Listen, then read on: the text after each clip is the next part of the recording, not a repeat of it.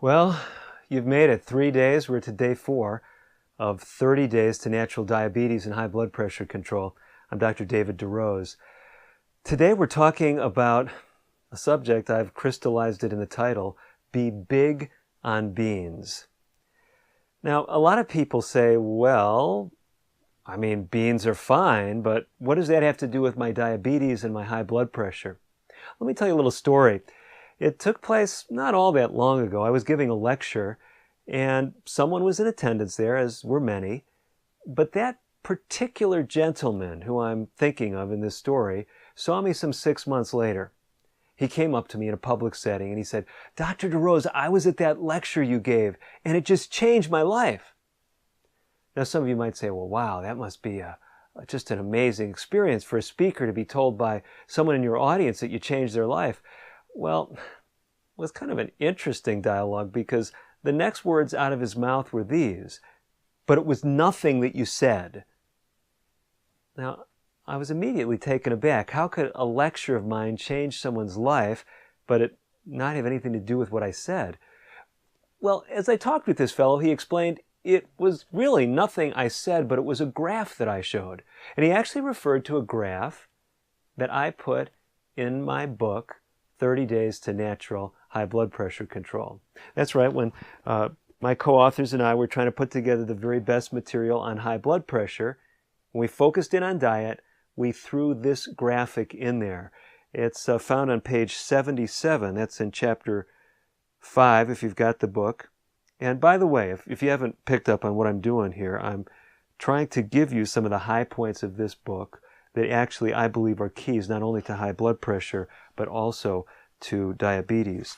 And just as an aside, we've got community groups that are using this book, and we've got some related DVDs that go along with it, and they're sending me their results. You know, people dropping their blood pressures on average 12, 15, 20 points in 30 days, or some of them stretch the program out to 8 weeks.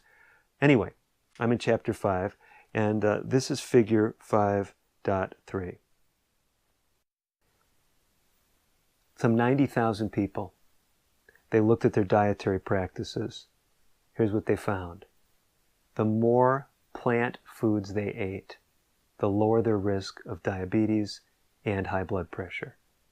Progressively moving in a graphic toward lower and lower consumption of animal products, higher and higher consumption of plant products, and what do they have? I'm just looking at the graphic. They dropped their risk of diabetes and high blood pressure both about 4 or 5-fold.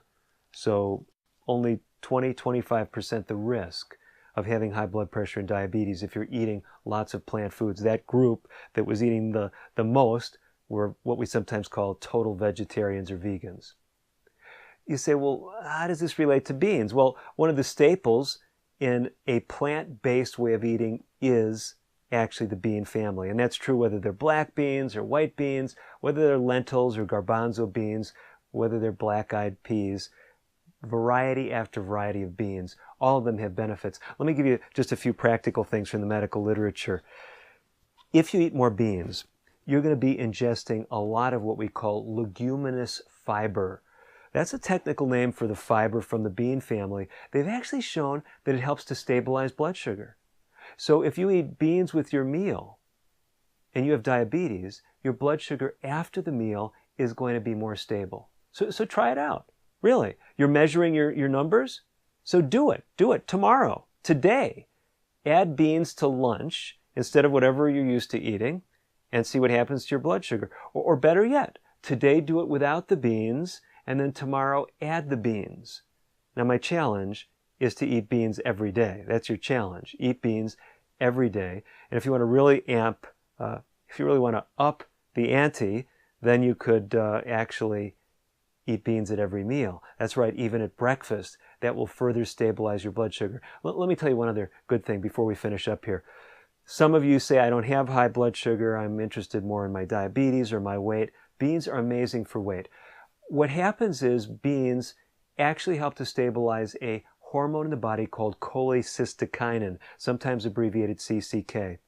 CCK is involved with how the gallbladder works, but it also is a satiety hormone. It sends signals to the brain telling you that you're satisfied. So here's the message. Add beans to your meal and you'll be less likely, less desirous of food between meals. It will hold you over better to the next meal, and you'll have a better opportunity to keep a curb on your calories and trim down during this 30-day program. You ready for the challenge? Every day, add at least some beans. I'm encouraging you on day 4 to be big on beans. Well, that's the challenge. I know you can do it. Hang in there, because we're on the road to better diabetes control, better blood sugar control, better blood pressure control with natural things. We'll be back tomorrow with day 5. I'm Dr. DeRose.